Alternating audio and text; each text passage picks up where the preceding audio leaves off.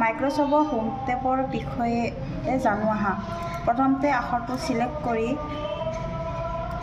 Font ইয়াত আমি আখৰৰ ষ্টাইল চেঞ্জ কৰিব পাৰোঁ। যদি আমাক আখৰৰ ষ্টাইল অপশ্যন থাকে তেনেহ'লে এই অপশ্যনটো ক্লিক কৰি আখৰৰ ষ্টাইল সিলেক্ট কৰিব পাৰিবা। নৰ্মেল আখৰৰ ষ্টাইল হৈছে আমাৰ এৰিয়েল। ফন্ট সাইজ এই অপশ্যনটো ক্লিক কৰি আমি ফন্টৰ সাইজটো ডাঙৰ সৰু কৰিব পাৰোঁ। এটাতকৈ ডাঙৰ সাইজ কিমান আছে 72।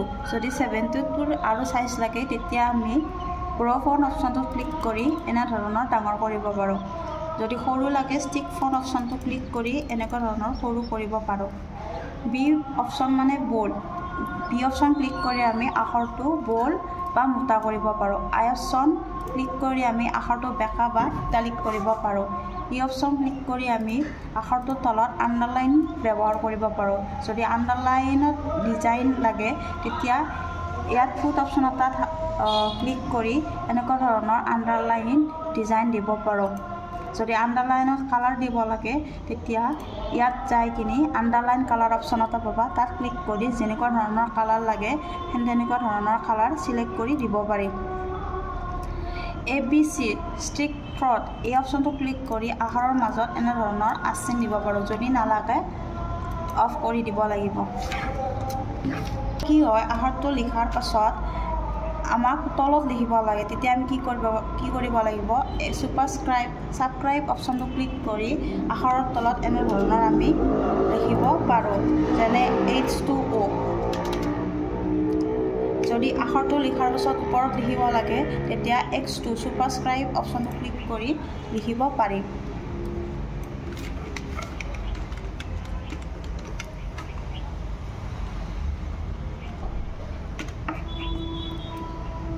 চেঞ্জ কেছ এই অপশ্যনটো ক্লিক কৰি আমি কি কৰিব পাৰোঁ ডাঙৰ আখৰটো কেতিয়া ডাঙৰ কৰিব পাৰোঁ বা স্মল বা কেপিটেল লেটাৰ কৰিব পাৰোঁ।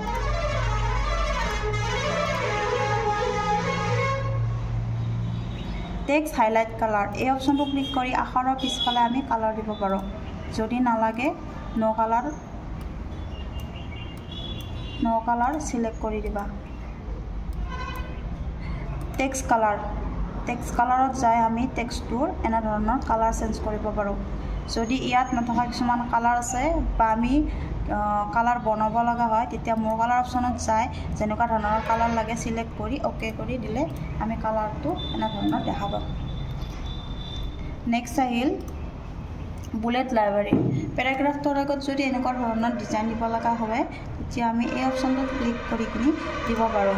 যদি আমাৰ নাম্বাৰিং লগা হয় নাম্বাৰিং লাইব্ৰেৰীত যাই কিনি আমি যিকোনো লাইন এটা সিলেক্ট কৰি এনে ধৰণৰ দিব পাৰোঁ।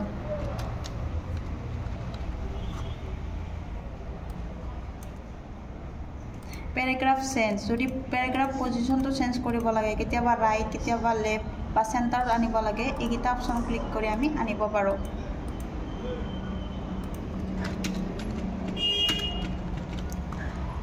Control all select line spacing এই অপশ্যনটো ক্লিক কৰি আমি কি কৰিব লাইনৰ মাজত থকা যিটো স্পেচ আছে স্পেচটো ডাঙৰ কৰিব পাৰোঁ। নৰ্মেল লাইন স্পেচিং হয় আমাৰ 1.15। যদি 1.15ৰ সৰু লাগে তেতিয়া 1.0 ক্লিক কৰি remove space after paragraph click কৰিলে লাইনটো সৰু হৈ যায়।